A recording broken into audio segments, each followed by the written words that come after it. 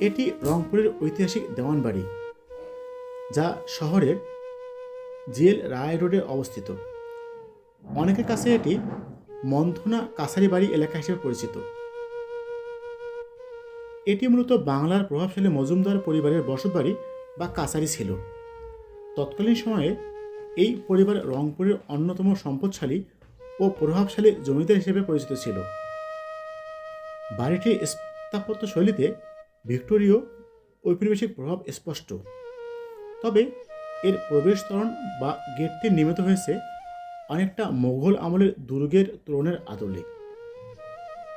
British আমল থেকে শুরু করে 1950 সালে জমিদারি প্রথা বিলুপ্ত হওয়ার আগ পর্যন্ত এটি এই পরিবারের অধীনে ছিল। পরবর্তীতে এটি নিলাম হয়ে যায় এবং বিভিন্ন সময়ে সরকারি বা বেসরকারি প্রতিষ্ঠানের কাজে ব্যবহৃত হয়েছে।